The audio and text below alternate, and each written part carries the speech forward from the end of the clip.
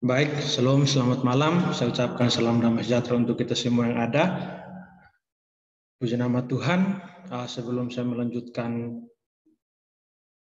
kepada WL dan musik, apakah suara saya terdengar jelas? Jelas. Ya, baik. Terima kasih. Puji nama Tuhan. Selamat malam buat saudara-saudaraku yang terkasih, baik yang malam ini baru hadir dan juga bagi saudara-saudara yang sudah mengikuti dari awal. Puji nama Tuhan, kita sangat bersyukur buat atas izin Tuhan telah mengizinkan kita untuk bertemu kembali melalui media Zoom, dan terutama kami sangat berterima kasih buat kehadiran dari saudara Yandri Tanak yang bersedia untuk menyampaikan kebenaran firman Tuhan.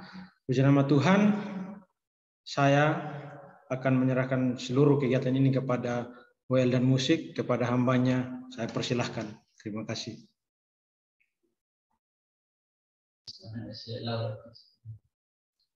Puji nama Tuhan.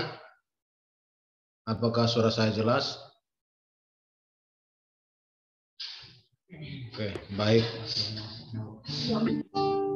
Puji nama Tuhan, kita akan memulaikan ibadah kita pada saat malam hari ini. Kita bersyukur Tuhan mempertemukan kita melalui via Zoom ini untuk kita menaikkan pujian kita, penyembahan kita pada Tuhan. Sebelum kita masuk dalam pujian dan penyembahan, kita akan memulai dengan doa nanti dengan kasih Kristus. Kau sekarang mau kita dalam doa.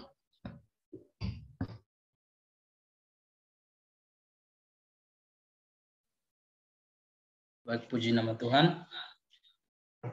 Mari kita siapkan hati kita untuk menghadapkan dalam doa. Kita berdoa. Bapa kami yang di surga, Bapa yang kami sembah di dalam nama Tuhan kami Yesus Kristus. Kembali kami bersyukur buat penyertaan Tuhan, buat kasih setia Tuhan dalam kehidupan kami sepanjang satu minggu ini hingga pada malam hari ini. Kami boleh berkumpul kembali di Zoom ini untuk memuji, mempermuliakan nama Tuhan. Kami tahu bahwa semuanya karena anugerah Tuhan dalam kehidupan kami. Terima kasih Bapa yang manis, tiba saatnya untuk kami memulaikan ibadah kami pada saat ini. Tuhan berkati, menolong hamba-hamba-Mu yang melayani pada malam hari ini. Kami serahkan baik hamba-Mu yang akan memimpin kami dalam pujian, maupun hamba-Mu yang akan menyampaikan firman-Mu bagi kami. Tuhan urapi, Tuhan pakai mereka dengan kuat kuasa-Mu. Biarlah apa yang mereka lakukan pada malam hari ini berkenan untuk mempermuliakan nama Tuhan. Dan kami sama-sama diberkati melalui via Zoom ini ya Bapa di surga. Kami serahkan ibadah kami Tuhan, baik teman-teman kami yang belum bergabung bersama kami, Tuhan Engkau berkati mereka, agar kami dapat bersama-sama berkumpul untuk memuji Tuhan meskipun melalui via online ini Bapa di surga. Kami bersyukur dan kami serahkan ibadah kami dari awal pertengahan hingga akhirnya boleh jadi di dalam nama-Mu Tuhan Yesus Kristus.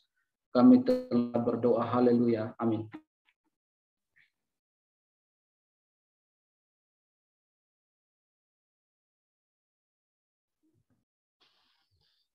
Haleluya. Puji nama Tuhan. Mari kita bersyukur, menaikkan setiap pujian kita. Kita bersorak-sorak memuji Tuhan dan memuliakan nama Tuhan. Kita akan memuji Tuhan. Mari kita menaikkan setiap pujian kita. Kita menyanyikan pujian. Segala puji syukur hanya bagi nama Tuhan.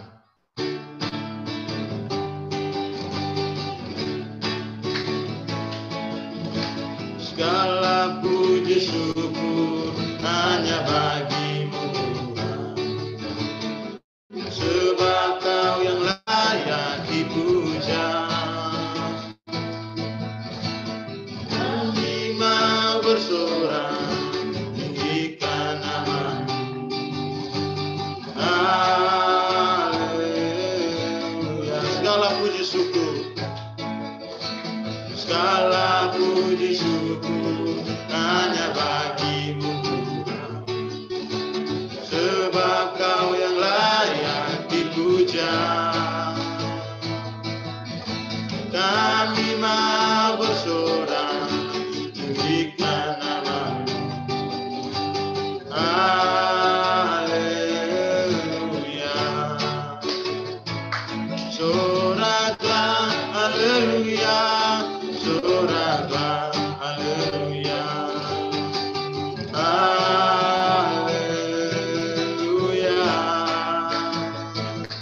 Soraklah, haleluya. Soraklah, haleluya.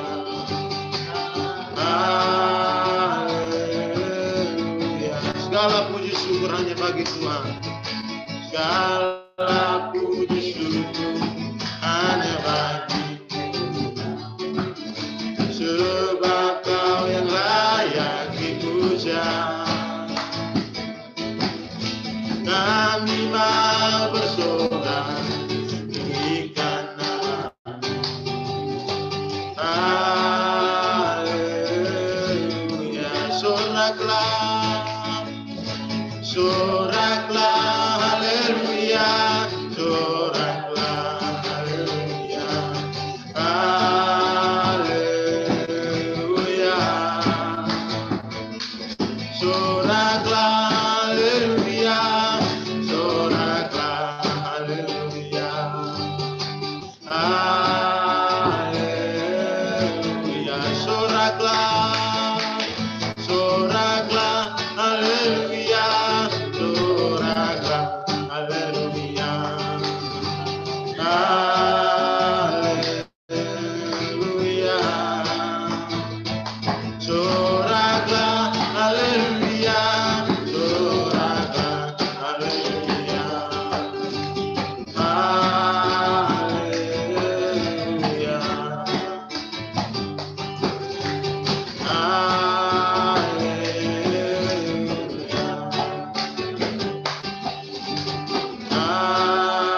Haleluya.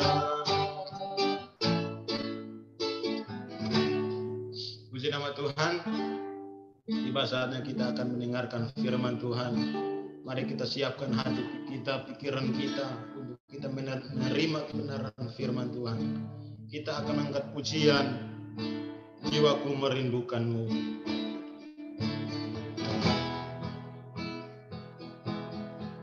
Jiwaku merindukan-Mu, ya Allah yang hidup. Jiwaku haus kepada-Mu, ya Allah yang hidup. Jiwaku merindukan-Mu, jiwaku merindukan-Mu, ya Allah yang hidup. Jiwaku haus kepada-Mu, ya Allah yang hidup. Ku bersyukur, ku bersyukur kepada-Mu, sumber pengharapanku, penolong,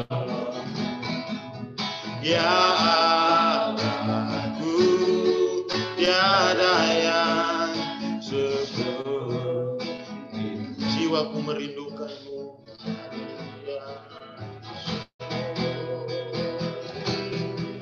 jiwaku merindukan-Mu, ya Allah yang hidup. Jiwaku haus kepada-Mu, ya Allah yang hidup. Ku bersyukur, ku bersyukur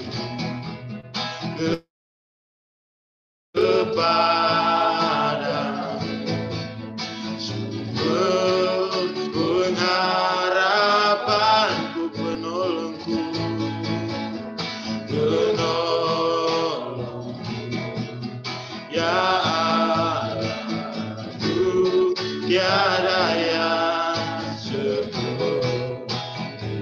Ku bersyukur, ku bersyukur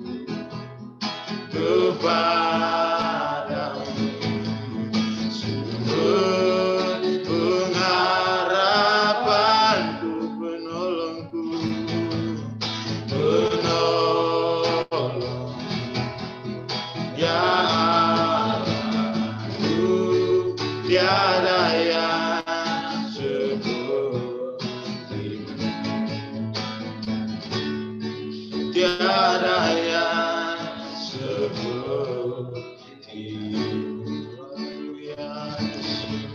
Haleluya,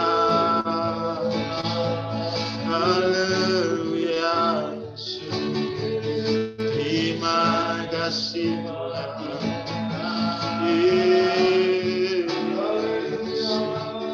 Kami merindukan Engkau Tuhan. Haleluya, haleluya, haleluya. Terima kasih Tuhan. Kami merindukan kebenaran-Mu Tuhan. Haleluya. Terima kasih Tuhan.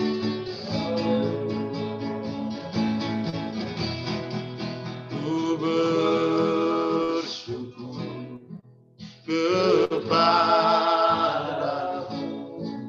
sumber pengharapanku,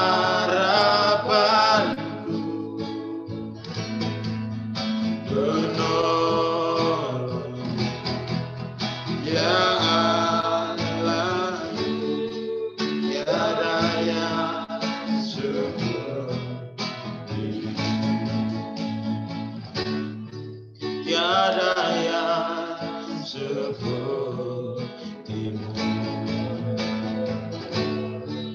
tiada yang seperti.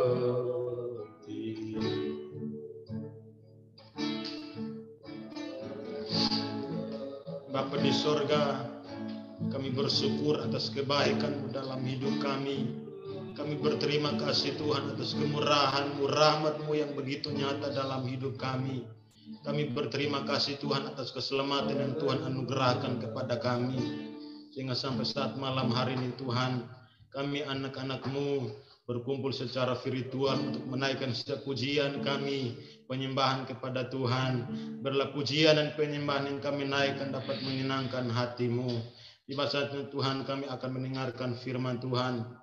Berkati hamba-Mu yang akan menyampaikan kebenaran firman-Mu Tuhan. Urapan Allah menjadi bagian hamba-Mu Tuhan. Biarlah apapun yang disampaikan oleh hamba-Mu dapat berasal dari kebenaran firman-Mu Tuhan. Biarlah kami diberkati oleh kebenaran firman-Mu. Terima kasih Tuhan, kami bersyukur. Kami siap menerima kebenaran firman-Mu Tuhan. Dalam nama Tuhan Yesus Kristus. Haleluya. Amin. Puji nama Tuhan. Pujian dan penyembahan sudah kita naikkan. Kini tiba saatnya kita akan mendengarkan firman Tuhan. Waktu dan selanjutnya saya serahkan kepada hambanya yang di tanah untuk menyampaikan kebenaran firman Tuhan.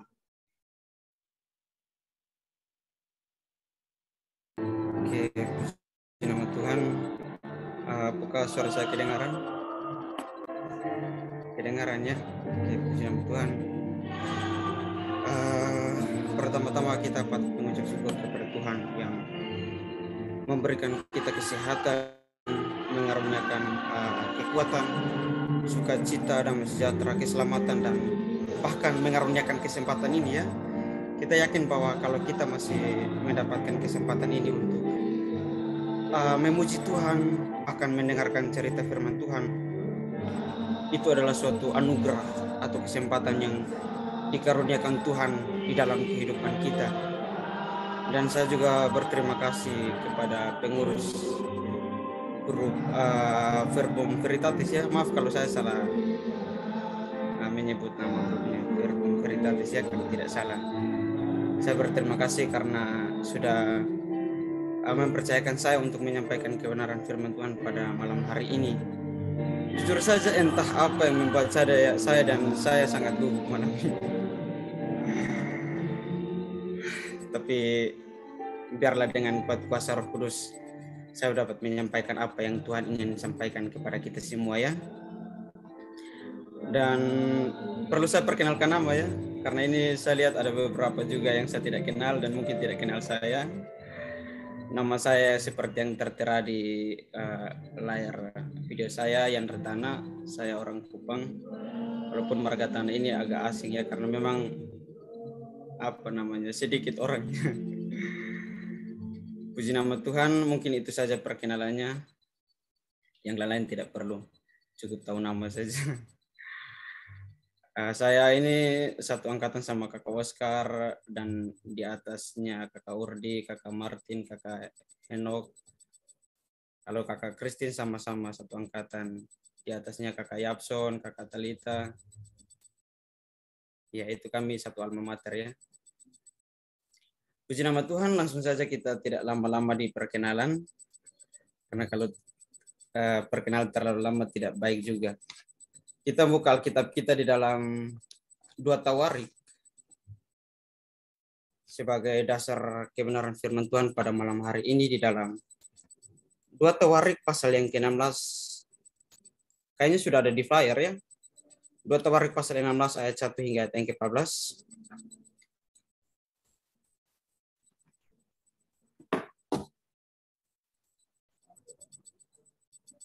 Kalau teman-teman sudah temukan, saya akan membacakannya bagi kita. Tapi sebelumnya teman-teman, saya ingin menjelaskan sedikit latar belakang mengenai ayat-ayat ini supaya ketika saya membaca ayat-ayat ini kita paham ya bagaimana jalan ceritanya. Saya sedikit menjelaskan ayat-ayat latar belakang ayat-ayat ini, bahwa kita semua tahu bahwa setelah Raja Salomo meninggal dunia, kerajaan anaknya yang bernama Rehabeam.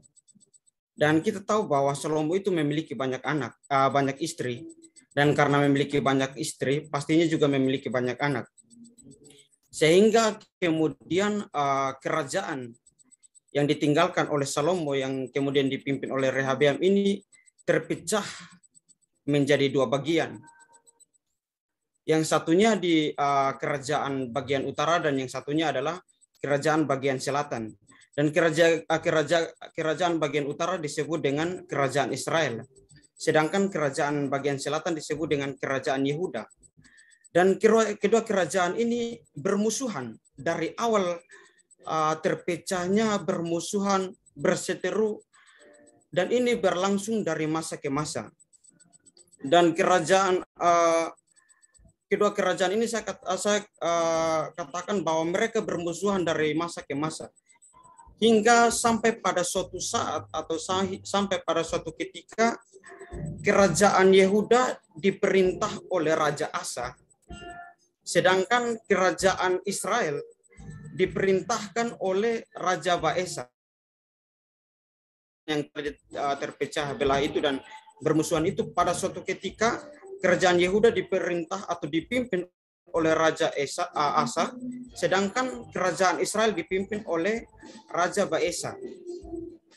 Dan suatu ketika Raja Baesa ini ingin untuk menyerang Raja Asa, atau kerajaan Israel ini ingin untuk menyerang kerajaan Yehuda. Dan dia tahu bahwa, dia menyadari bahwa kekuatannya itu tidak sebanding dengan kerajaan Yehuda. Sehingga dia mengajak atau dia join atau dia bekerja sama dengan sebuah kerajaan yang dipimpin oleh Ben-Hadad, untuk mereka berdua ini join untuk menyerang kerajaan Yehuda yang sementara dipimpin oleh Raja Asa. Nah, itu adalah sekilas tentang latar belakang ayat ini. Dan mereka berkompromi atau mereka join supaya menyerang Raja Asa ini. Nah, cerita mengenai Raja Baesa dan Raja Ben-Hadad terhadap, saya akan membacakannya bagi dari 2 Tawarik 16 ayat 1 hingga ayat 14.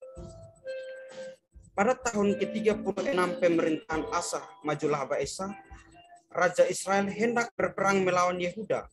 Ia memperkuat Rama dengan maksud mencegah lalu lintas kepada Asa, Raja Yehuda.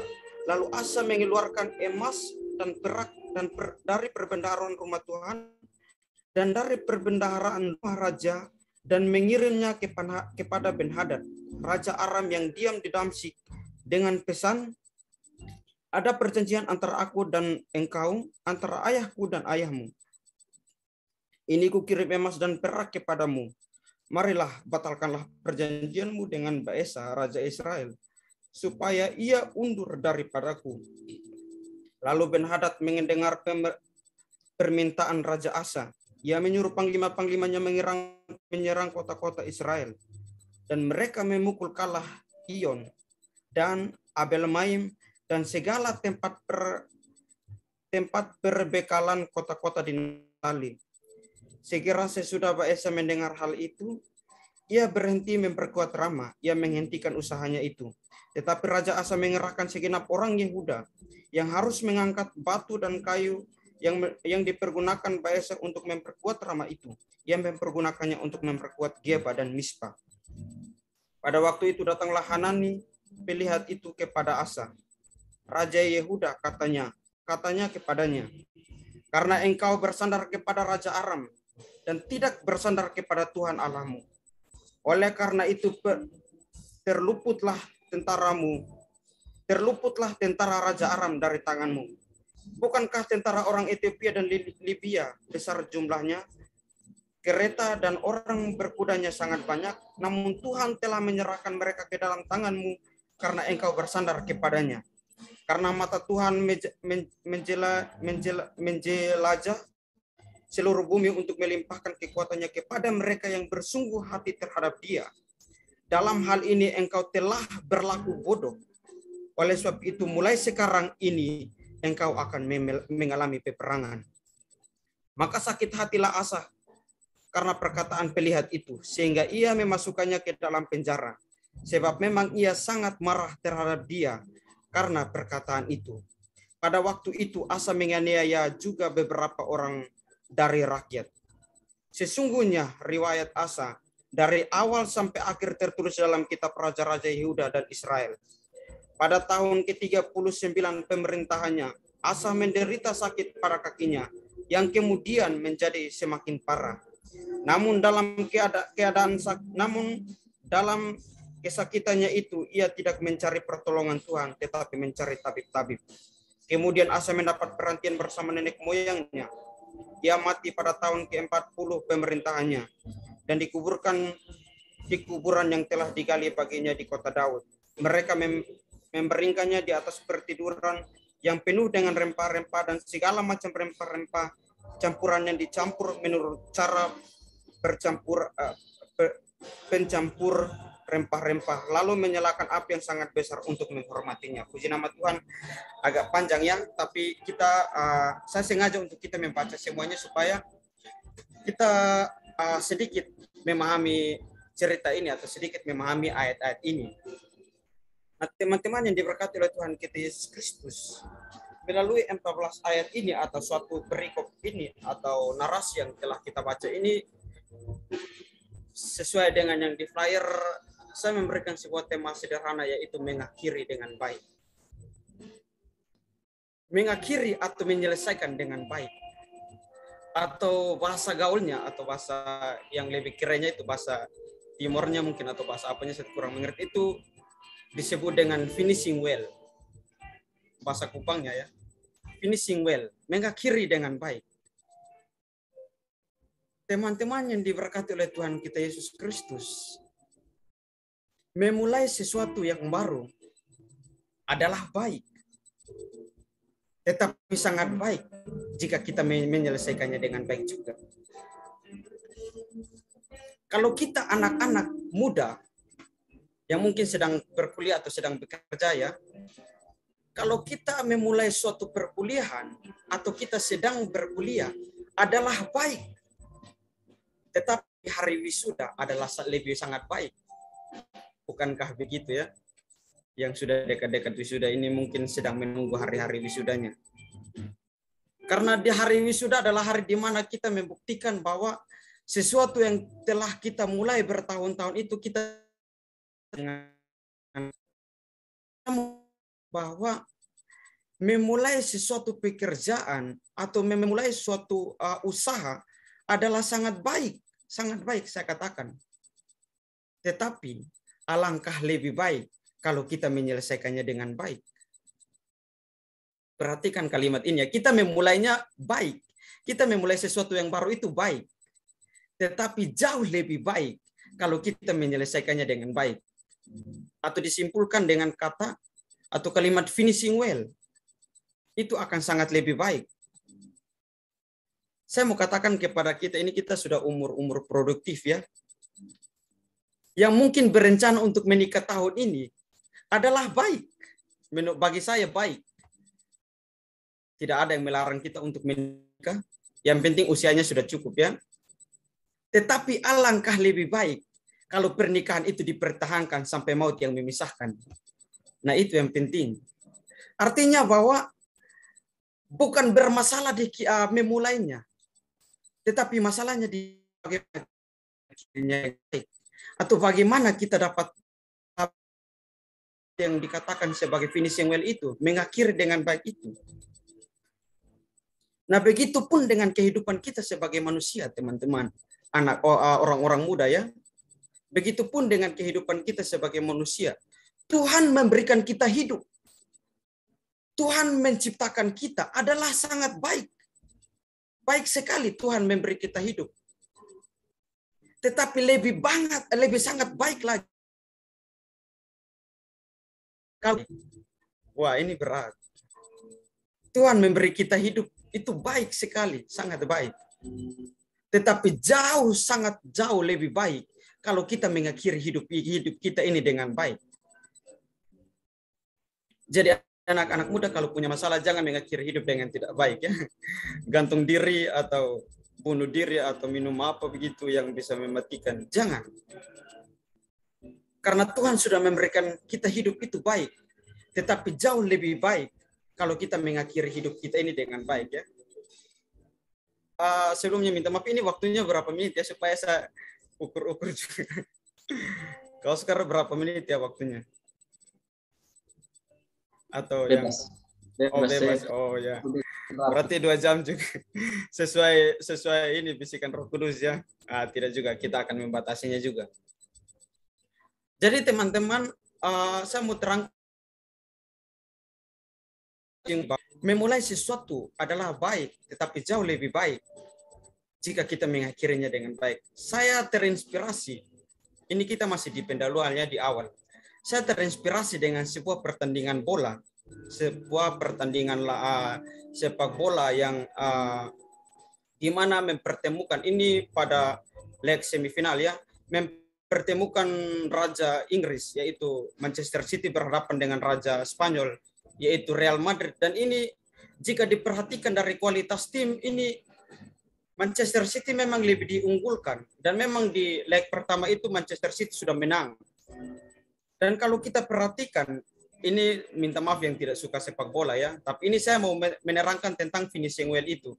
Ini karena kebetulan saya suka sepak bola dan ini kebetulan ini ya, tim saya juga Real Madrid. Tapi bukan karena masalah timnya, tapi ini menurut saya ini sangat menginspirasi bagi saya atau memberikan sebuah pelajaran bagi saya. Jadi jika diperhatikan Real Madrid lebih tidak diunggulkan atau Manchester City lebih diunggulkan.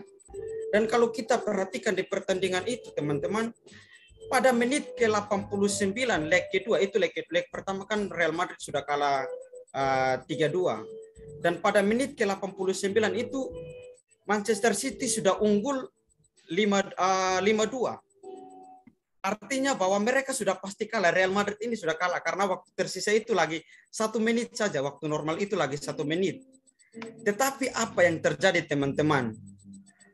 Pada menit ke-90 Real Madrid berhasil gol 1 dan akhirnya skor menjadi 3-5. Pada tambahan waktu Real Madrid kembali mengisi 2 gol lagi. Yang artinya kedudukan terbalik. Real Madrid kembali unggul dengan agregat 6-5. Tidak ada yang pernah menyangka bahwa Real Madrid akan keluar sebagai pemenang pada laga tersebut. Karena memang pada realitanya, pada menit ke-89 itu, tersisa 1 menit itu Real Madrid sudah ketinggalan 2 gol. Tetapi apa yang terjadi? Dan menurut saya ini sangat inspiratif bagi saya, teman-teman. Kenapa? Karena saya berpikir bahwa ada sesuatu prinsip yang ada dalam kehidupan para pemain Real Madrid itu. Mereka punya prinsip bahwa sebelum peluit panjang dibunyikan oleh wasit, masih ada kesempatan untuk mereka dapat finishing well. Sebelum pertandingan itu selesai atau wasit memutuskan bahwa pertandingan itu selesai, mereka masih punya kesempatan. Kesempatan masih terbuka lebar bagi mereka untuk dapat mengakhiri pertandingan mereka itu dengan baik. Artinya bahwa dalam kehidupan kita sebagai orang-orang yang percaya kepada Yesus Kristus, jangan berpikir bahwa kita telah hancur, kita telah rusak. Kita tidak bisa apa-apa lagi kalau ketika kita berhadapkan dengan masalah yang sukar. Atau kita sudah masuk dalam suatu masalah yang manusia di sekitar kita menganggap bahwa kita ini sudah tidak berguna lagi. Saya mau katakan bahwa sebelum hidup kita berakhir, kita masih punya kesempatan untuk finishing well. Artinya bahwa bahasa kasarnya, sebelum kita mati, kita masih punya kesempatan untuk finishing well. Yang penting kita cepat sadar. Jangan pernah berpikir bahwa kita sudah hancur, kita sudah rusak. Jangan pernah berpikir bahwa saya ini tidak berguna lagi, jadi saya harus mengakhiri hidup saya ini secepatnya dengan bunuh diri atau minum racun atau apa-apa. Saya mau ingatkan kepada kita bahwa sebelum pertandingan kehidupan itu selesai, sebelum Tuhan mengambil nafas kehidupan kita, kita masih punya kesempatan untuk finishing well. Karena hidup bukan masalahnya di bagaimana kita memulai, tetapi bagaimana kita mengakhiri kehidupan ini.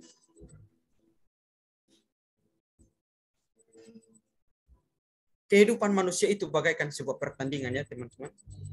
Saya panggil teman-temannya. Karena memang saya rasa ini kita sama umur. Atau ada yang lebih tua ya tidak apa-apa. Kita anggap teman saja. Pertandingan itu bagaikan, hidup itu bagaikan sebuah pertandingan. Setelah wasit membunyikan peluit tanda pertandingan dimulai, tidak ada cara lain lagi selain kita bertanding. Begitupun dengan kehidupan kita. Ketika Tuhan sudah mengizinkan kita ada di dalam dunia ini, Tuhan memberikan kita nafas kehidupan, Tuhan menciptakan kita melalui orang tua kita. Tidak ada pilihan lain selain kita bertanding dan menyelesaikan pertandingan kehidupan kita dengan baik. Tidak ada pilihan lain lagi. Karena kalau ambil pilihan lain ya ujung-ujungnya neraka. Bunuh diri itu dosa ya. Itu saya neraka. Saya tidak menghakimi tapi saya pastikan itu masuk neraka. Saya bukan Tuhan tapi itu berat. Jadi jangan coba-coba bunuh diri. Merasa tertolak, merasa dianiaya, merasa tersiksa, merasa disakiti, merasa tidak dianggap, itu jangan pernah menyerah. Teman-teman saya mau katakan, jangan pernah menyerah. Kan pertandingan. Marilah kita bertanding dan mengakhiri dengan baik. Sehingga pada akhirnya kita dikatakan sebagai orang-orang yang finishing well. Kalau kita dikatakan sebagai orang-orang yang finishing well itu, saya tidak bisa bayangkan itu bahagia. Kita tampil sebagai orang-orang yang mengakhiri iman kita dengan katakan ke kita bahwa perbedaan kalau pertandingan itu kita sudah tahu bahwa kita ini sudah berada di menit keberapa. Ini perbedaan antara hidup itu seperti pertandingan, tapi perbedaannya seperti ini teman-teman. Kalau pertandingan itu kita sudah tahu bahwa sementara kita bertanding, kita tahu bahwa ini kita sudah ada di menit keberapa. Kita ada di menit awal kah, atau kita sudah ada di menit tengah kah, atau kita berada dalam menit akhir. Tetapi tentang kehidupan, kita tidak pernah tahu bahwa kita sedang berada di menit-menit keberapa. Kita tidak tahu bahwa kita ada di posisi mana. Bahwa pertandingan kehidupan kita itu akan berakhir, tidak tahu. Kalau pertandingan sepak bola, kita tahu bahwa menit beberapa masih lama atau cepat atau sebentar lagi akan selesai. Tetapi kalau kehidupan manusia, tidak ada yang pernah tahu bahwa kapan kita akan selesai. Oleh sebab itu teruslah bertanding, mempertahankan iman percaya. Pernah merasa saya masih muda, jangan. Minta maaf kalau saya bicaranya agak kasar ya. Ini kita mengerti lah. Kalaupun terlalu kasar bagi teman-teman, mohon maaf dan batin. Kita akan sampai ke sana. Kita akan sampai di mana bagaimana seseorang menyampaikan teguran kepada kita dan kita harus meresponnya. Ini masih di awal ya, kita akan sampai ke sana. Tapi saya mau ingatkan kembali lagi bahwa kita tidak pernah tahu bahwa kita sedang berada di menit keberapa pertandingan kehidupan ini. Kita sedang berada di menit-menit awal ke hari-hari awal kehidupan kita kah? Tahun-tahun awal kehidupan kita kah? Atau kita sedang berada di pertengahan perjalanan kehidupan kita? Ataukah mungkin kita sedang berada di akhir perjalanan kehidupan kita? Kita tidak pernah tahu. Bisa jadi kita sudah berada di akhir pertandingan kehidupan kita, walaupun kita masih belasan tahun. Itu bisa jadi. Itu mungkin, sangat mungkin ya. Kita bisa sudah berada di akhir pertandingan walaupun umur kita masih 18-an atau mungkin 17-an atau masih belasan tahun. Begitupun sebaliknya. Kita masih bisa dikatakan sebagai orang yang masih berada di awal pertandingan walaupun umur kita sudah 30, 40 dan seterusnya. Kita tidak pernah tahu itu. Hanya Tuhan yang tahu tentang masa itu. Tetapi yang saya ingin katakan kepada kita adalah mari kita mempersiapkan kehidupan kita supaya di mana hari tiba, waktunya habis pertandingan iman kita, kita tampil sebagai orang-orang yang finishing well, orang-orang yang mengakhiri kehidupannya dengan baik. Dan orang-orang yang mengakhiri kehidupannya dengan baik adalah orang-orang yang mempertahankan iman percayanya kepada Tuhan. Jadi berbicara tentang mempertahankan kehidupan kita adalah berbicara tentang setiap waktu, berbicara tentang integritas juga. Marilah terus mempertahankan iman percayamu, karena kita sedang menjalani pertandingan iman, pertandingan kehidupan ini.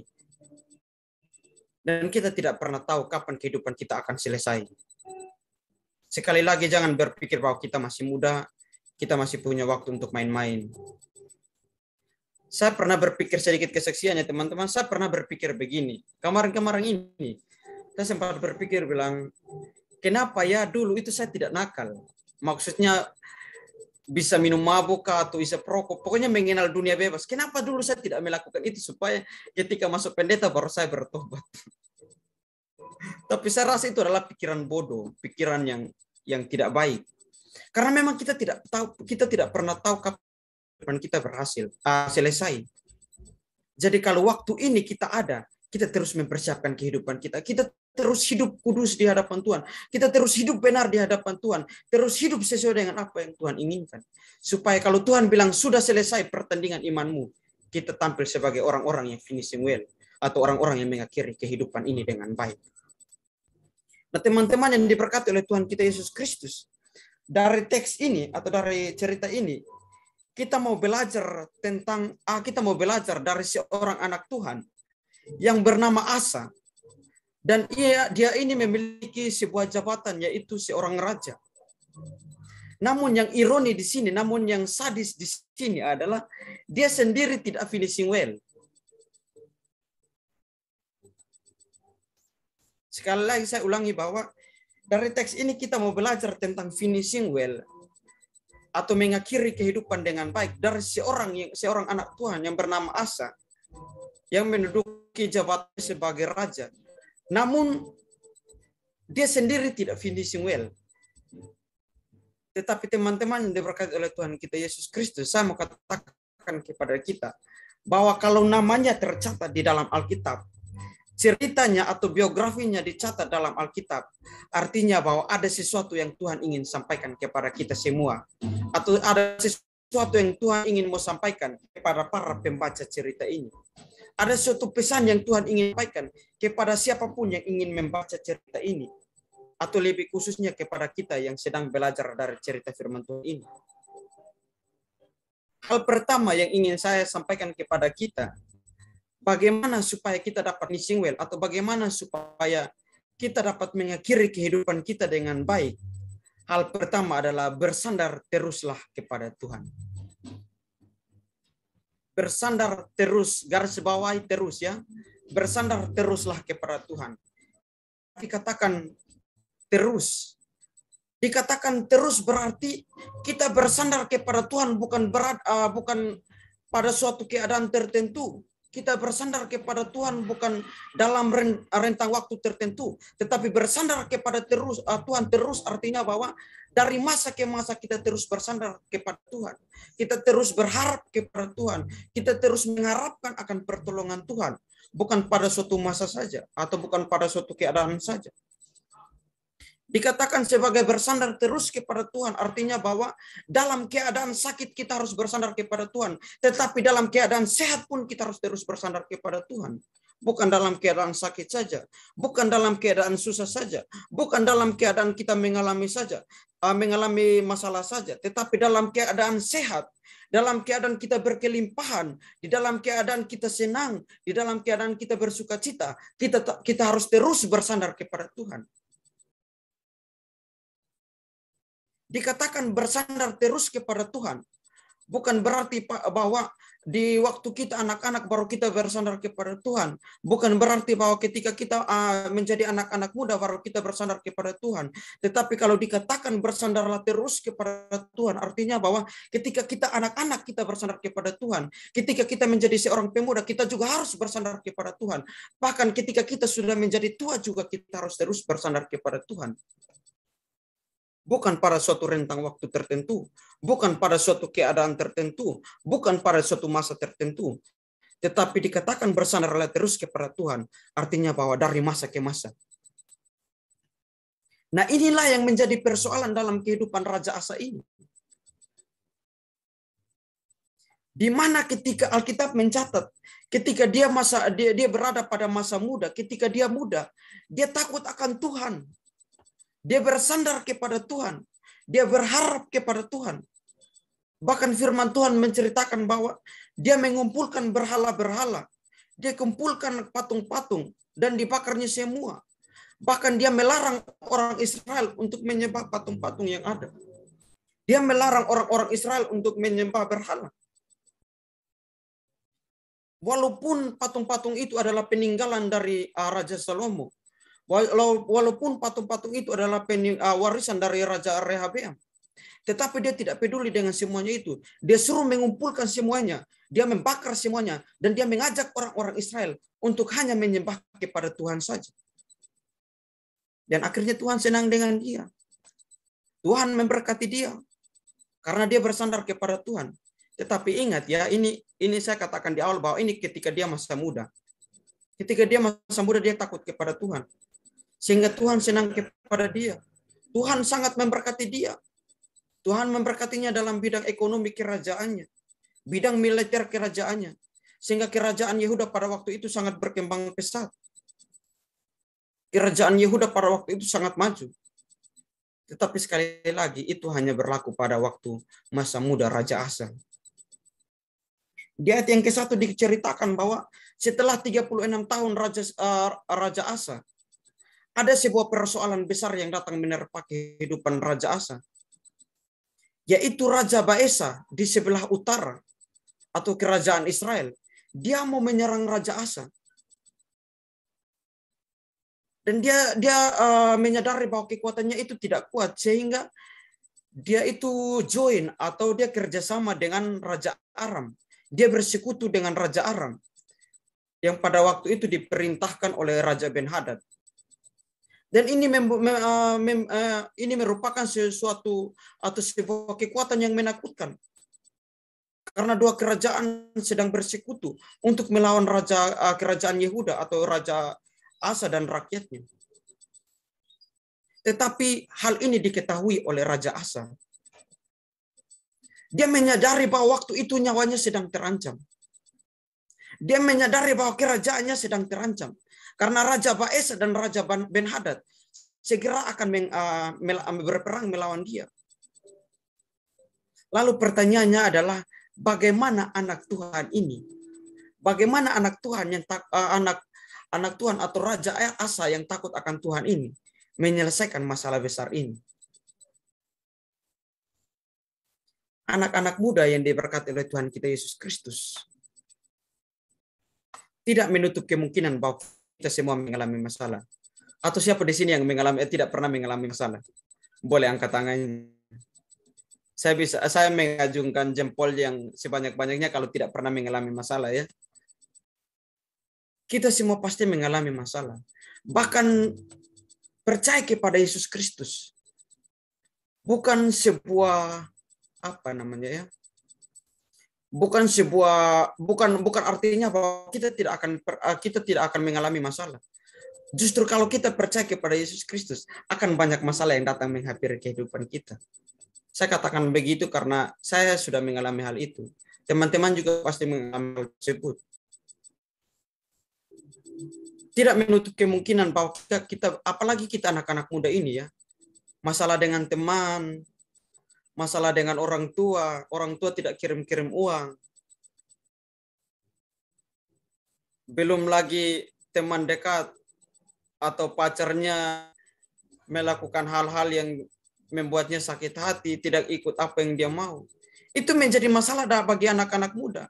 Belum lagi melihat temannya memakai pakaian yang lebih keren daripada dia. Itu menjadi masalah bagi kita anak-anak muda. Tetapi kita akan melihat bagaimana kita harus menyelesaikan sebuah masalah. Tapi kita lihat dulu dari cara menyelesaikan masalah dari Raja Asa ini. Kita baca ayat yang kedua. Lalu Asa mengeluarkan emas dan perak dari perbendaharaan rumah Tuhan dan dari perbendaharaan rumah raja dan mengirimnya kepada Ben-Hadad, Raja Aram yang diam di Damsyik dengan pesan. Apa yang dia lakukan untuk menyelesaikan masalah ini? Dia suap. Ini bahasa Kupang ya. Kalau bahasa Jawa atau bahasa yang umumnya mungkin dia sogok. Dia menyogok Raja Aram atau dia menyogok Raja Ben-Hadad. Ben-Hadad ini untuk memihak kepada dia dan tidak memihak kepada Baesa. Ini yang dia lakukan. Terjadi sebuah perubahan yang besar dalam kehidupan Raja Asa. Dia menyelesaikan masalah besarnya ini dengan menyogok, memberikan emas, perak kepada Raja Ben-Hadad untuk tidak memihak kepada Baesa, memihak kepada dia. Terjadi sebuah perubahan besar dalam kehidupan anak Tuhan ini. Awalnya ketika dia mengalami masalah, ketika dia berada pada masa mudanya, dia hanya mengandalkan Tuhan, hanya berharap dan bersandar kepada Tuhan. Tetapi ketika dia pada masa 36 tahun pemerintahannya, ketika dia mengalami masalah, dia menyelesaikan masalahnya dengan cara yang salah. Dan saya mau katakan bahwa ini adalah awal kejatuhan dari Raja Asa ini. Yaitu dia tidak lagi mengandalkan Tuhan. Dia tidak lagi berharap dan bersandar kepada Tuhan yang adalah pemilik segala kekuatan. Tetapi dia mengandalkan harta miliknya. Dia mengandalkan kekayaannya. Dia mengandalkan apa yang sedang dia miliki. Dan ini membuatnya dia jatuh.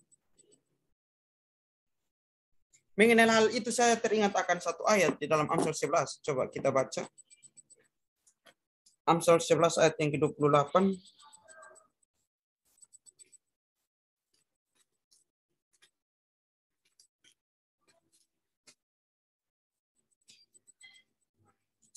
Saya bacakan baik itu semua Amsal 11 ayat 28. Siapa yang mempercayakan diri kepada kekayaannya akan jatuh, tetapi orang benar akan tumbuh seperti daun muda.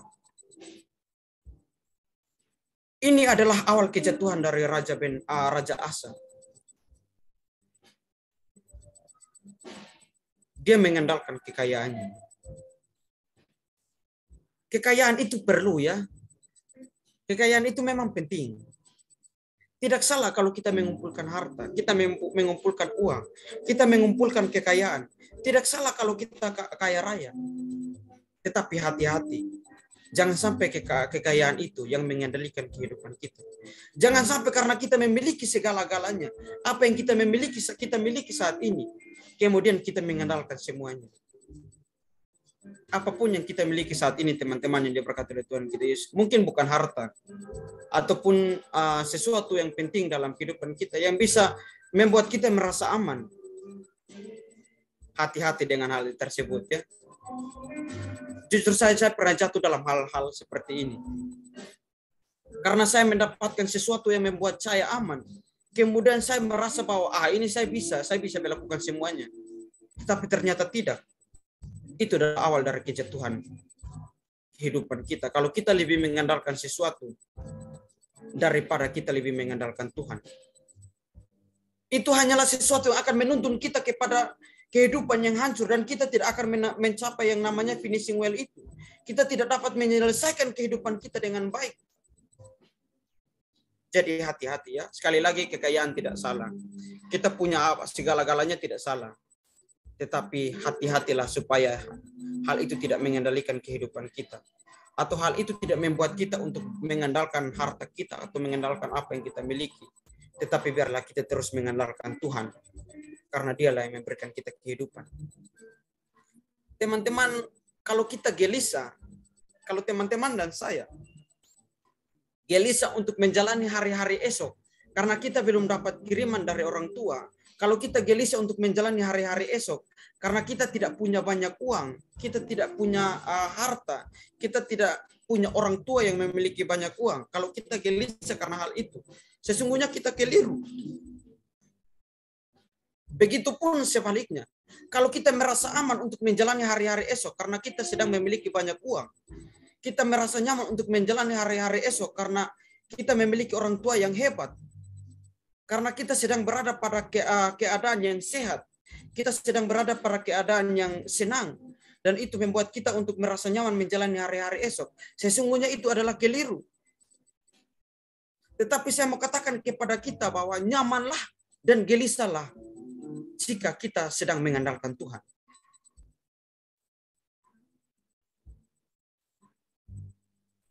Ingat, gelisahlah kalau kita sedang tidak mengandalkan Tuhan atau kita sedang jauh daripada Tuhan. Dan nyamanlah kalau kita sedang berharap dan bersandar kepada Tuhan. Jangan nyaman karena kita punya uang saat ini. Jangan nyaman karena kita sedang sehat saat ini. Atau jangan nyaman karena kita memiliki orang tua yang hebat. Jangan. Tetapi nyamanlah kalau kita sedang berada dalam jalannya Tuhan. Nyamanlah kalau kita sedang berada dalam pengharapan akan Tuhan. Dan jangan gelisah karena kita tidak punya uang.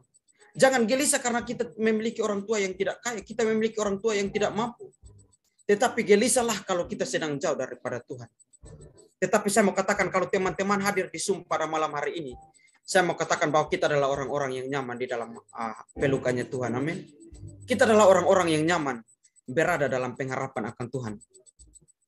Raja Asa ini kelihatannya mulai mengatur masa depannya atau mulai mengatur masa depan kerajaannya dengan harta kekayaannya. Disuaplah Raja Aram itu. Hati-hati kalau apa yang kita miliki ini kemudian membuat kita untuk berpikir bahwa kita dapat mengatur semuanya ya. Kita belajar dari Raja Asa ini. Dia berpikir bahwa uang akan mengatur kehidupannya ke depan.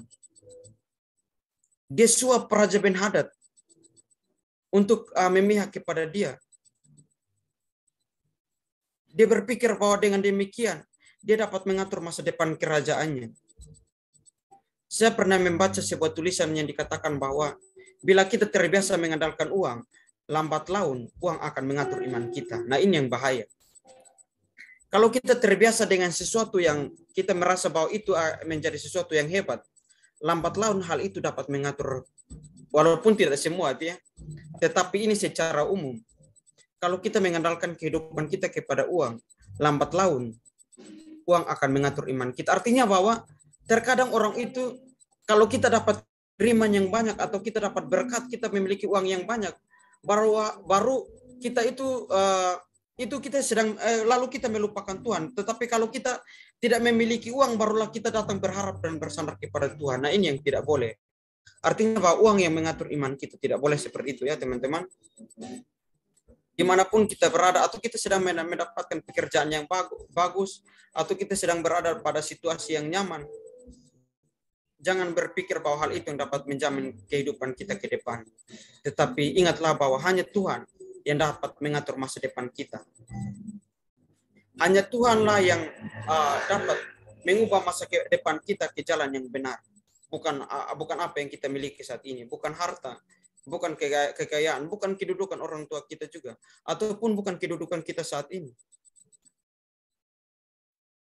Raja Asa ini berpikir bahwa itu adalah cara terbaiknya untuk menyelesaikan masalahnya, untuk dapat mengakhiri masa pemerintahannya dengan kerajaan yang aman, dengan kerajaan yang tenteram. Tetapi sesungguhnya tidak. justru mendatangkan sebuah masalah yang besar. Karena dia sedang mengandalkan kekuatan manusia, bukan kekuatan Tuhan. Teman-teman yang diberkati oleh Tuhan kita Yesus, terkadang begini, mungkin teman-teman tidak, tetapi saya pernah begitu. Ketika kita mengenal atau kita dekat dengan orang-orang yang hebat, kita mulai berpikir bahwa saya bisa melakukan ini karena saya punya orang dalam, orang-orang yang hebat. Saya punya kenalan orang-orang yang hebat. Jadi kita berpikir itu secara tidak sengaja bahwa kita sedang mengandalkan kekuatan mereka. Jadi hati-hati dengan hal-hal sepele tersebut ya. Tetapi biarlah kita terus mengandalkan Tuhan supaya kita dapat mengakhiri kehidupan kita dengan baik. Kita dapat mencapai finishing well itu. Karena ketika Raja Asa ini tidak mengandalkan Tuhan dan mengandalkan harta miliknya, dan dia berharap kepada kekuatan manusia yaitu Raja Ben-Hadad, Raja Aram itu, bukan menyelesaikan masalahnya, memang menyelesaikan masalah secara singkat, tetapi itu bukan jalan yang terbaik, justru mendatangkan masalah besar dalam kehidupannya. Karena dia menjadi orang yang tidak finishing well. Sehingga kalau kita anak-anak muda, kita mau mengakhiri kehidupan kita dengan baik, kita mau finishing well, maka marilah terus berharap dan bersandar kepada Tuhan. Supaya kita dapat finishing well. Masalah hari-hari ini, jangan lari kepada dunia. Kepada Tuhan. Jawaban kehidupan yang pasti. Supaya dia memberikan kita jalan yang terbaik. Masalahnya begini teman-teman. Hidup kita ini Tuhan yang menciptakan. Kalau Tuhan yang menciptakan, dia yang tahu bagian mana yang rusak. Kalau hati kita sedang bermasalah, datang kepada dia yang membuat hati itu. Karena dia yang akan tahu bagaimana dia memperbaiki hati itu.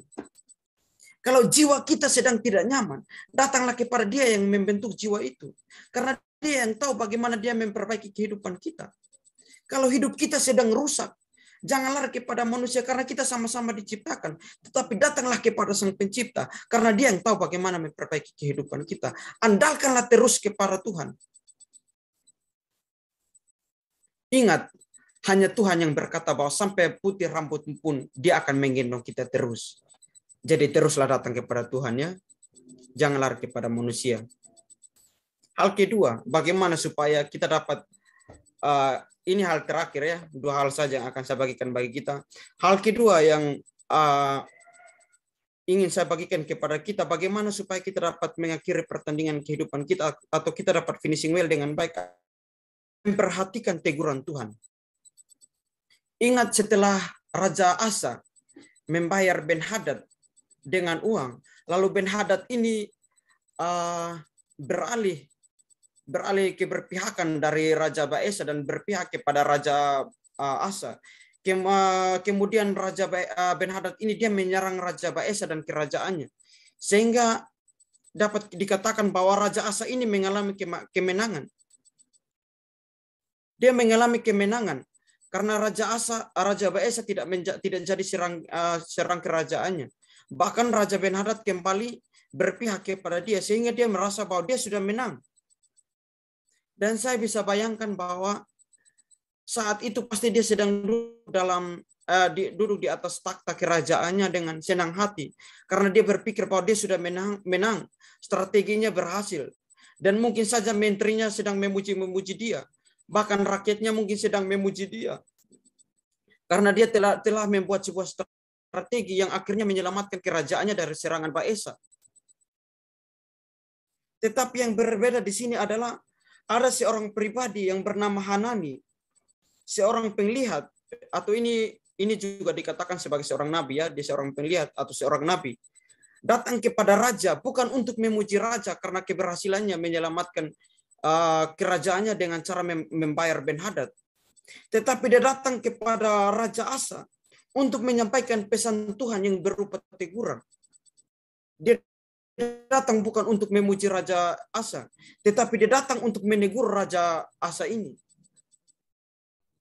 Lalu bagaimana respon Raja Asa ini terhadap Ben-Hadad, terhadap Hanani, seorang penglihat ini? Kita perhatikan pada ayat yang ke-10. Maka sakit hatilah Asa karena perkataan penglihat itu, sehingga ia memasukkannya ke dalam penjara, sebab memang ia sangat marah terhadap dia. Karena perkara itu, pada waktu itu Asa menganiaya juga beberapa orang dari rakyat. Responnya terhadap teguran Tuhan, dia tidak terima dengan teguran tersebut. Dia tidak suka dengan apa yang disampaikan oleh Hanani ini. Walaupun itu merupakan pesan daripada Tuhan. Ini yang sering dialami oleh manusia. Kalaupun teman-teman tidak, tetapi secara umum. Ketika kita mendengarkan khotbah atau firman Tuhan yang keras dan menyinggung hati kita, kita merasa bahwa pendeta ini, pengkhotbah ini tidak baik. Kita mau cari pengkhotbah yang mengenakan telinga kita. Kita mau cari pengkhotbah yang bikin banyak lucu. Kita mau cari pengkhotbah yang bikin senang kita. Kalau kita mendengarkan pengkhotbah yang bikin sakit hati dengan menegur dosa-dosa kita, kita tidak suka. Nah, hati-hati ya. Jangan sampai kita menjadi seperti seorang Asa yang tidak suka dengan teguran Tuhan. Kalau Tuhan menegur kita, berarti Tuhan sayang kepada kita. Tuhan tidak mau kita salah-jalan. Tuhan tidak mau kita melangkah salah. Jadi kalau mendengar khotbah-khotbah yang keras, jangan sakit hati, tetap introspeksi diri ya. Saya sampaikan bagi kita semua. Apalagi ini nama verbum veritatis ini kalau tidak salah firman kebenarannya, sabda kebenaran. Kalau tidak salah artinya ya. Ini saya baca ini, tadi itu saya sempat cari artinya itu. Saya jujur saja, wow luar biasa nama grupnya. Firman kebenaran, artinya ini tidak ada kompromi dengan pemberitaan firman Tuhan di grup ini ya. Tidak boleh main-main. Makanya saya agak keras juga menyampaikan firman Tuhan ini, karena tidak boleh main-main. Maksudnya sabda kebenaran artinya bahwa di grup ini saya tahu bahwa saya percaya bahwa firman Tuhanlah yang disampaikan. Bukan hal-hal yang tidak penting yang disampaikannya. Kira-kira seperti itu ya, teman-teman pengurus. Jadi kalau mendengar firman Tuhan yang keras, jangan bilang bahwa ini tidak baik, terus begini-begini. Mari kita mengintrospeksi diri kita. Jangan sampai kita jadi seperti seorang Asa. Teguran Tuhan, dan akhirnya dia tidak dapat finishing well. Dia tidak mengakhiri kehidupannya dengan baik karena dia menolak teguran Tuhan. Teguran Tuhan itu bisa datang kapan saja, dan Tuhan bisa memakai siapa saja. Tuhan bisa memakai pendeta-pendeta untuk menegur kita. Tuhan bisa memakai orang tua kita untuk menegur kita. Tuhan bisa memakai teman-teman di sekitar kita untuk menegur kita. Bahkan Tuhan bisa memakai anak muda untuk menegur kita. Yang terkadang sulit untuk kita pahami adalah Tuhan memakai keadaan untuk menegur kita. Ini yang terkadang agak sulit untuk kita pahami. Terkadang Tuhan membuat kita sakit supaya kita mengintrospeksi diri kita bahwa apa yang saya lakukan sehingga saya mengalami hal yang demikian. Jangan kita salahkan Tuhan kalau kita mengalami sesuatu tidak baik. Tetapi marilah kita mengintrospeksi diri kita. Kita melihat kehidupan kita. Apa yang sedang saya lakukan? Supaya kita tidak pernah menyalahkan Tuhan, ya, seperti Asa ini. Saya tidak menghakimi Asa, tetapi dari sini kita belajar bahwa kalau kita mau finishing well, kita mau tampil sebagai orang-orang yang mengakhiri kehidupan dengan baik, maka marilah kita peka atau memperhatikan teguran Tuhan. Sekali lagi, teruslah rajin mendengarkan firman Tuhan, pemberitaan firman Tuhan, ya. Kalau kita masih muda, tapi kalau kita rajin dengan ibadah-ibadah seperti ini, saya mau katakan bahwa teman-teman luar biasa, teman-teman hebat.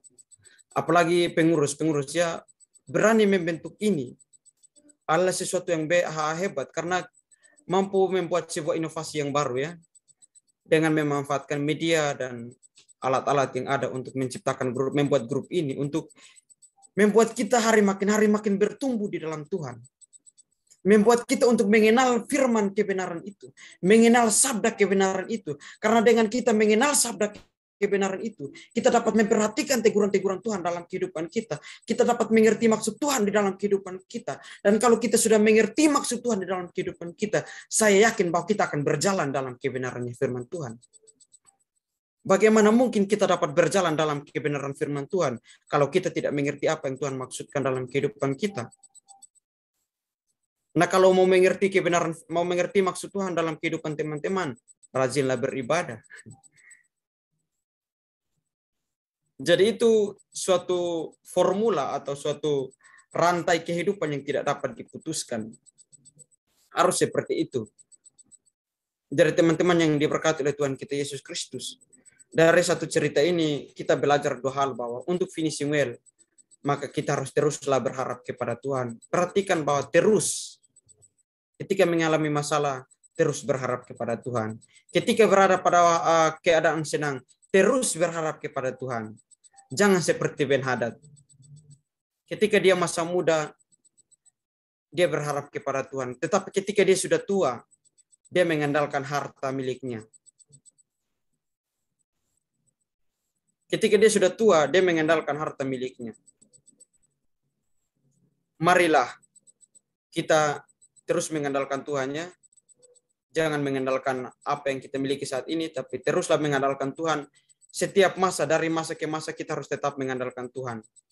Dan saya mau katakan sekali lagi bahwa teruslah memperhatikan teguran Tuhan dengan terus mengikuti ibadah-ibadah seperti ini atau terus membaca firman Tuhan, supaya ketika kita mendapatkan sesuatu dari firman Tuhan, kita mulai mengintrospeksi diri kita, supaya apa yang salah dalam kehidupan kita mau perbaiki, supaya hari makin hari kita berjalan dalam kebenaran firman Tuhan. Kita tidak melangkah salah. Ingat bahwa kalau Tuhan menegur kita, Tuhan mengingatkan kita, tandanya bahwa Tuhan sayang kepada kita. Tuhan tidak mau supaya kita binasa, Tuhan tidak mau supaya kita mengalami penganiayaan, Tuhan tidak mau supaya kita masuk dalam api neraka, tetapi Tuhan mau supaya kita selamat, sehingga Dia menegur kita dengan cara-caranya yang ajaib itu. Puji nama Tuhan, mungkin ini yang dapat saya sampaikan bagi kita semua. Tuhan Yesus memberkati, dan waktu selanjutnya saya kembalikan kepada MC.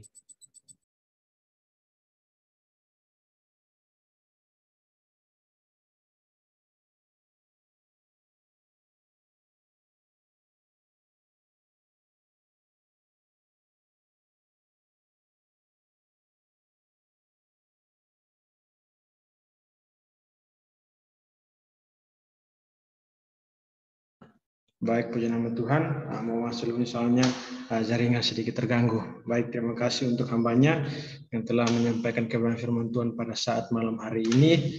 Firman Tuhan yang telah kita dengar bahwa kalau kita memulai segala sesuatu dengan baik, kita juga harus mengakhirinya dengan baik.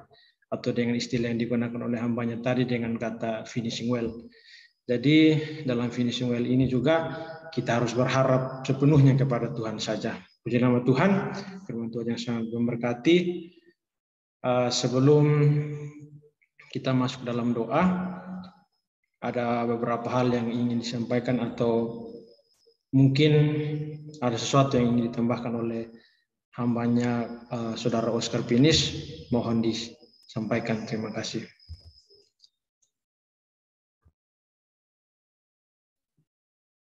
Terima kasih buat kesempatannya.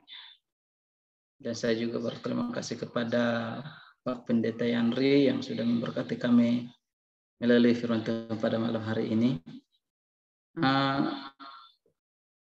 Bagaimana? Mungkin ada yang mau bertanya. Mohon maaf Kak Hendra, mungkin saya agak ini. Kalau ada dari teman-teman yang kurang paham di mana dari pemberitaan firman Tuhan yang mau bertanya, silahkan. Oke. Saya yang menanya tadi, firman Tuhan terambil di mana? Oh, di 2 Tawarik pasal yang ke-16 ayat yang pertama hingga ayatnya yang ke-14. Saya pikirnya Kak Melda sudah mengikuti dari awal. Rupanya tidak. Enggak. Saya ikuti, cuman ada gangguan dari tadi. Ada yang telepon dari PC Group. Jadi saya ambil alih, tapi tiba-tiba udah selesai. Jadi enggak, ya saya balik lagi ke sini gitu. Oh iya, enggak apa-apa. 2 Tawarik berapa? 16 ayat 1 hingga ayat 14. Satu pasal itu. 2 Tawarik 16.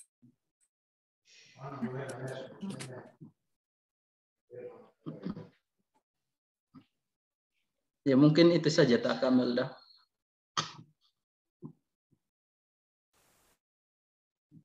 Ya, ayat.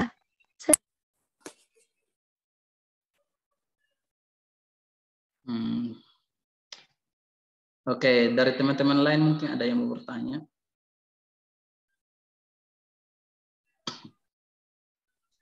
Kalau tidak ada, sedikit informasi bahwa bagaimana Kamelda? Ada yang mau disampaikan? Ayat berapa? Ayat berapa? 2 Tawarik 16 ayat berapa? 2 Tawarik pasal yang ke-16 ayat pertama hingga ayatnya yang ke-14. Itu dalam satu pasal itu dibahas tadi. Oke ya, saya akan ambil di ayat yang ke-14. Yang paling akhir yang saya bawa ya. Dan dikuburkan di kuburan yang telah digali baginya di kota Daud. Mereka membaringkannya di atas tiduran yang penuh dengan rempah-rempah dan segala macam rempah-rempah campuran yang dicampur menurut cara pencampur rempah-rempah, lalu menyalakan api yang sangat besar untuk menghormatinya. Yang artinya di sini ini tentang perjanjian Asa dengan Aram ya. Yang artinya di sini kita harus dikuburkan kembali dan kita harus dibangkitkan kembali. Kita harus ibarat contoh kita harus dilahirkan kembali. Bukannya lahir dari rahim ibu, tapi dilahirkan kembali. Yang artinya di sini harus benar-benar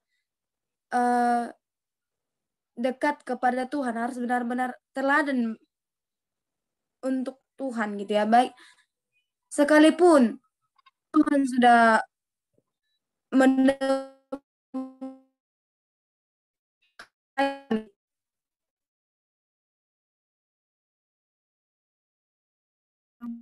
dan kita akan dilahirkan dan di situ kita akan akan disalibkan, bahkan akan dihakimi juga gitu.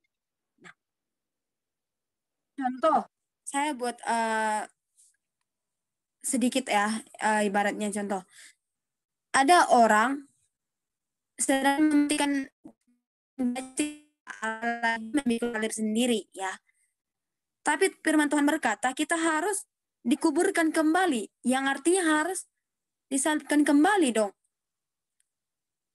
Bahkan dikuburkan, kalau bisa disucikan kembali atau dilahirkan kembali. Jadi yang teman-teman saya, Bapak hamba Tuhan di sini, bahkan teman-teman semua, haruslah kita teladani isi dari firman Tuhan, harus kita renungkan apa janji Tuhan dalam hidup kita sebenarnya. Apa perintah Allah dalam hidup kita sebenarnya. Jangan hanya kita mendengar tapi aku tidak. Kita mendengar tapi harus kita lakukan juga. Buat apa kita tiap hari mendengar firman kalau kita tidak melakukan? Yang ada omong kosong kan. Tapi kalau kita di sini mendengar bahkan kita melakukannya, berarti itu yang luar biasa. Tuhan tidak meminta dari harta kita tidak, tapi Tuhan hanya meminta apa? Hati teman-teman, hati Bapak hamba Tuhan, bahkan saudara seiman di sini. Itu yang Tuhan minta. Makanya Tuhan sampai bilang harus dikuburkan kembali. Kita harus dikuburkan oleh apa? Lewat apa kita dikuburkan? Dan kita harus dibangkitkan kembali. Jangan hanya Tuhan yang mati di kayu salib, dan jangan hanya Tuhan yang bangkit, tapi kita juga. Lewat dari mana kita dikuburkan? Di hari yang akan terakhir nyawa kita yang dijemput. Dan kita akan dihakimi di sana. Dari yang dihakimi kita di situ, berarti kita tahu dalam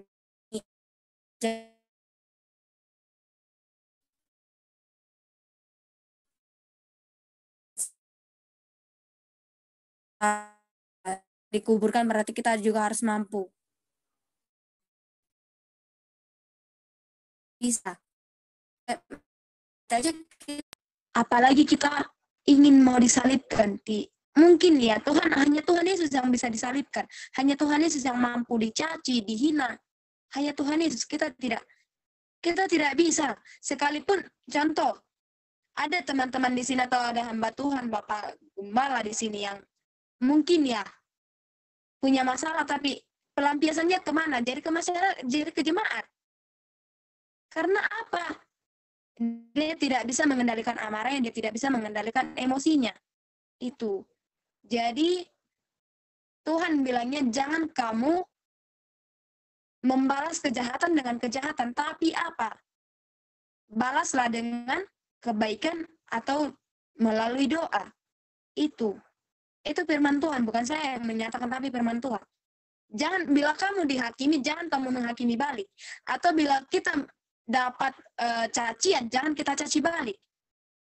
Ingat Tuhan Yesus ada yang menghakimi. Kita tidak bisa menghakimi orang. Tapi biarlah Tuhan yang menghakimi dia.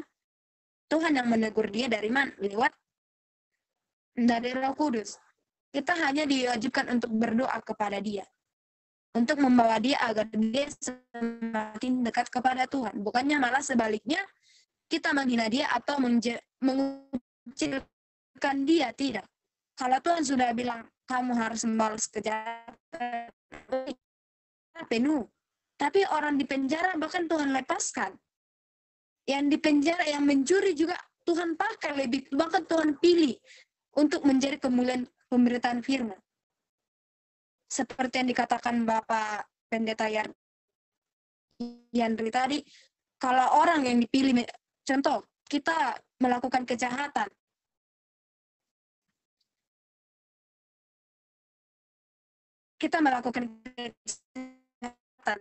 di situ kita Tuhan panggil. Seandainya kita tidak seandainya kita jatuh, bahkan Tuhan tidak peduli. Bahkan firman Tuhan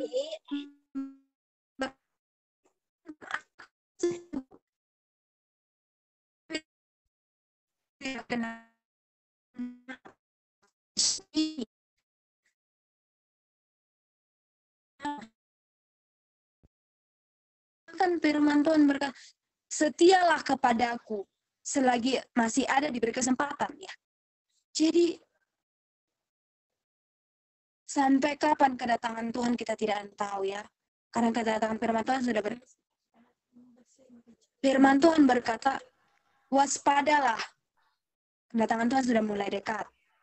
Jadi kalau Tuhan sudah berkata, waspadalah, berjaga-jagalah, kedatangan Tuhan sudah mulai dekat. Berarti kedatangan Tuhan seperti pencuri. Kapan kita dipanggil? Kita nggak tahu. Dan firman Tuhan juga berkata, carilah kerajaan Tuhan selagi berkenan ditemui. Berarti kalau kita sudah diberikan kesempatan, kita harus lebih lagi mencari Tuhan. Kita Mohon harus maaf, Melda. Tuhan di dalam hidup kita. Maaf. Malah nomor 2-kan Tuhan, tidak.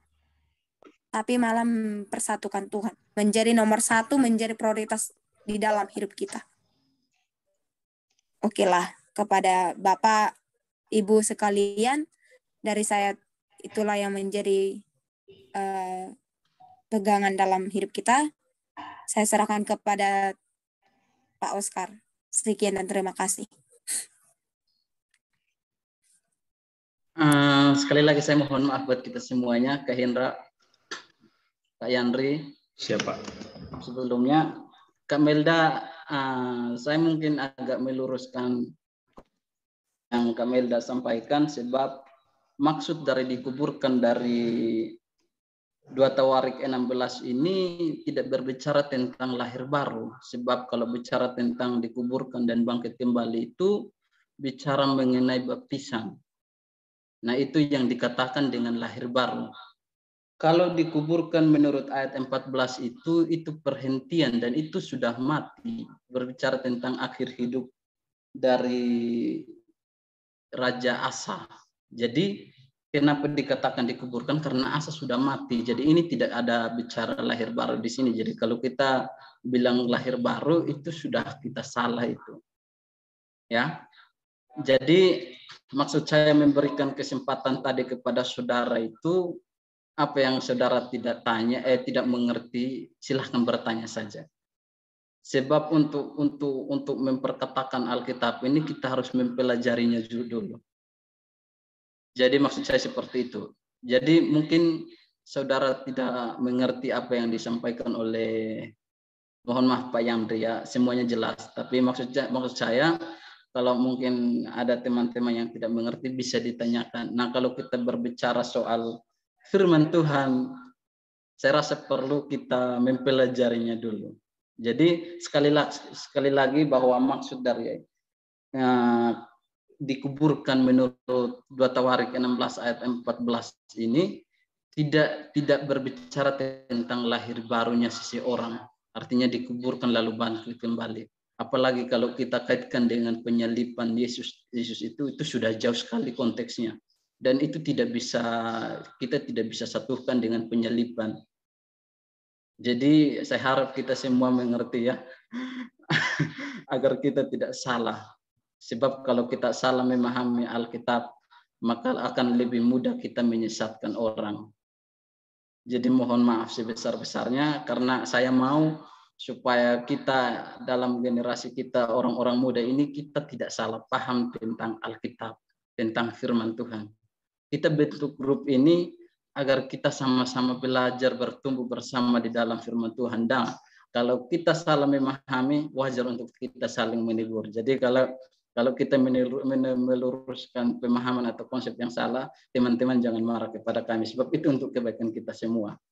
Ya. Sekali lagi sebesar-besarnya. Kak Melda tetap semangat. Kita terus belajar ke depannya. Dan buat teman-teman semuanya, terima kasih sudah. Ya, Kak Hendra, saya langsung ini pengumumannya atau bagaimana? Ada yang mau disampaikan Kak Hendra? Monggo Pak. Ya, baik.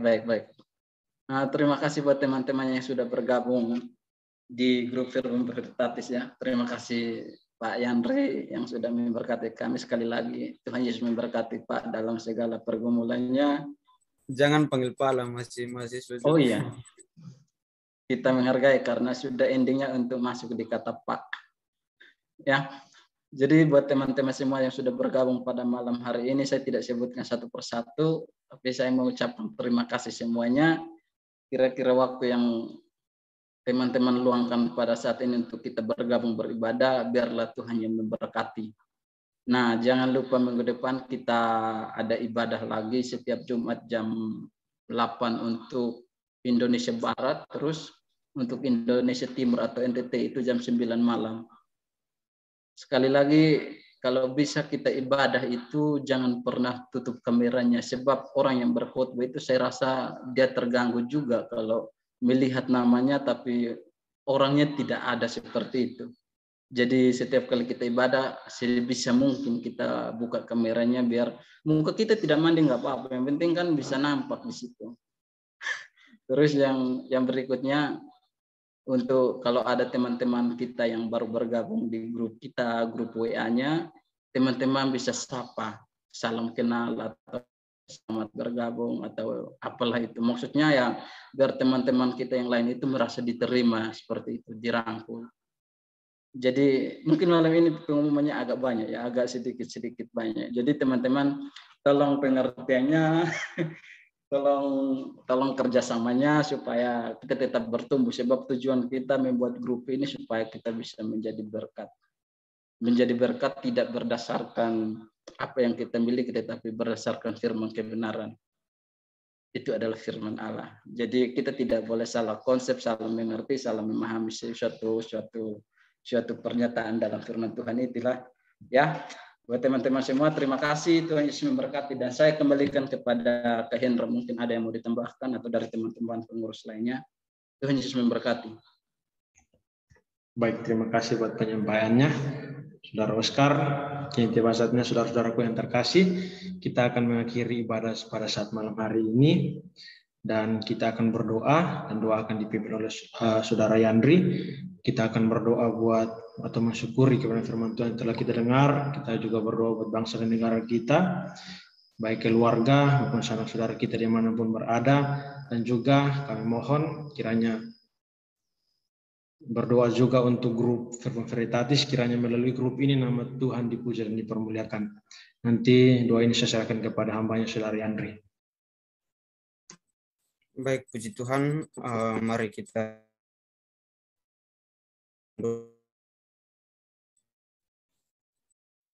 Bapa di dalam kerajaan surga, Bapa yang kami sembah di dalam nama Tuhan Yesus Kristus.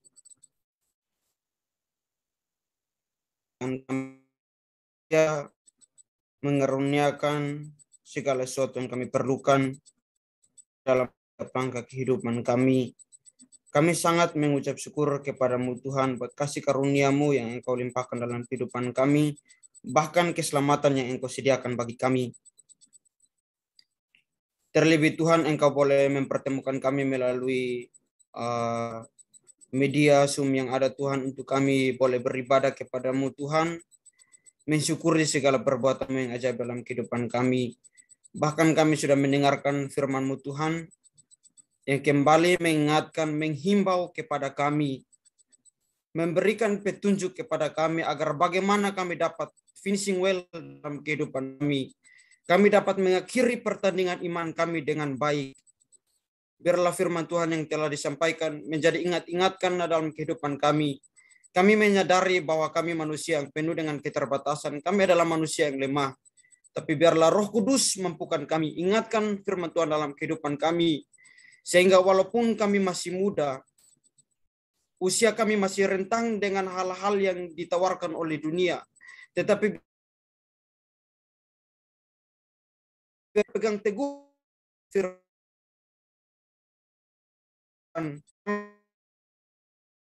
hanya berjalan dalam rel kebenaran firman-Mu Tuhan. Kehidupan kami berkenan hadir Tuhan. Kehidupan kami menjadi berkat bagi banyak orang untuk kerajaan surga. Selamanya biarlah firman kami hari lepas hari. Di akhir dari ibadah kami juga Tuhan, kami terus berdoa untuk bangsa dan negara kami, bangsa Indonesia. Tuhan, Engkau terus memberkati bangsa ini, segala masalah yang diperhadapkan dengan bangsa ini. Tuhan, Engkau buka jalan, Engkau memberkati bangsa, para pemimpin yang ada, dari pemimpin tertinggi sampai pemimpin terendah. Tuhan, Engkau memberikan kuasa-Mu dalam kehidupan mereka. Tuntunlah kehidupan mereka. Biarlah mereka memimpin bangsa ini dengan cara yang ajaib, keadilan dan kasih karunia yang Tuhan kehendaki dalam bangsa ini. Mereka memimpin bangsa ini menjadi bangsa yang takut akan Tuhan, menjadi bangsa yang berkenan akan hadir di hadirat Tuhan, dan bangsa ini menjadi contoh dan teladan bagi bangsa-bangsa yang lain di muka bumi ini. Terpujilah nama Tuhan kekal selamanya. Kami juga berdoa grup doa Verbum Veritatis ini Tuhan, Engkau terus memberkati grup ini Tuhan. Kami percaya bahwa adanya grup ini semuanya atas kehendak Tuhan. Grup ini dimulai dengan kekuatan kuasa Roh Kudus. Kami percaya juga bahwa Tuhan akan menuntun grup ini dan member grup ini hari makin hari bertumbuh dan berkembang secara kualitas dan kuantitas Tuhan. Sehingga melalui grup ini nama Tuhan dipermuliakan, banyak jiwa diselamatkan, banyak jiwa diberkati, banyak jiwa dikuatkan dan diteguhkan. Sehingga hari makin hari makin bertumbuh di dalam Kristus. Terpujilah nama Tuhan kekal selamanya. Kami seberapa yang hadir pada malam hari ini, Tuhan, Engkau terus memberkati kami yang sedang berkuliah atau bersekolah. Tuhan, Engkau memberkati kehidupan kami, berikan semangat yang baru, berikan hikmat, akal budi, kecakapan, kepintaran.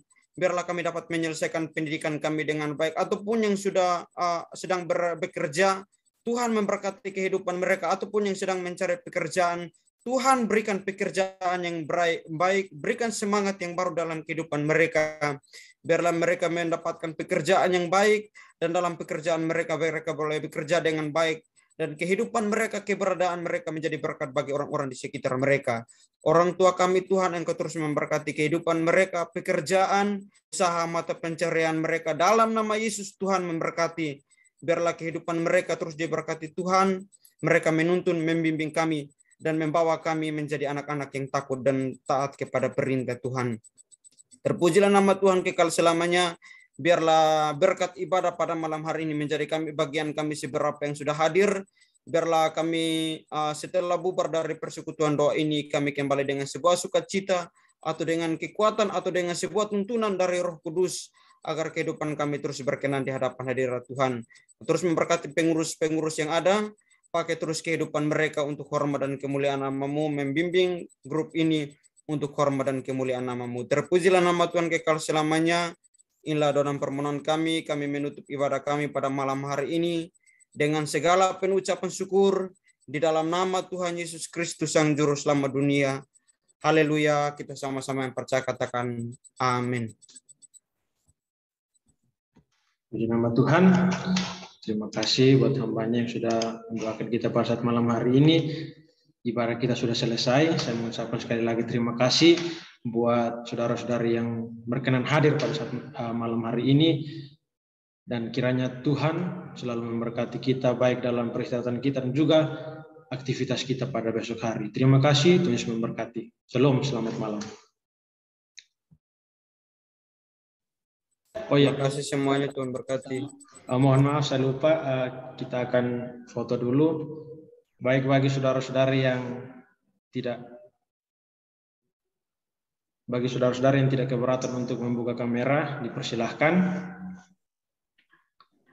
Baik, kita akan foto. Saya hitung sampai 3. 1, 2, 3.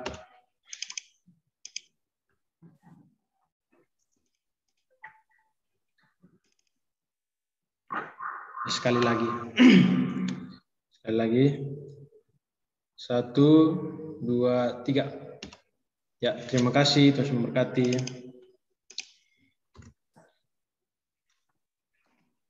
Terima kasih banyak buat teman-teman semua yang sudah meluangkan waktu dari awal, pertengahan hingga selesainya.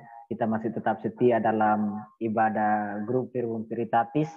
Tetap semangat, tetap setia dalam melayani Tuhan, tetap jaga kesehatan, sukacita Tuhan bersama kita, sehingga kita bisa mengakhiri pertandingan kita dengan baik. Tetap semangat, jangan lupa untuk kembali lagi di minggu depan untuk kita lanjutkan ibadah kita di minggu yang akan datang. Terima kasih buat semuanya, Tuhan Yesus memberkati. Mungkin minggu depan aku tidak bisa Kak Yapson. Oh iya, tidak apa, masih ada waktu Iya. untuk ikut bergabung lagi. Karena ini kan aku udah sampai abaikan grupnya dari orang Kak Budi. Jadi PC grupnya mereka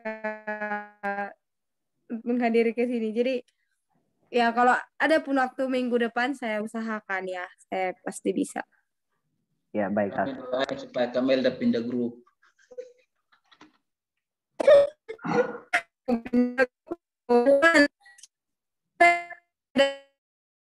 Pakai emosi Aki Jawa. Jadi ya santai.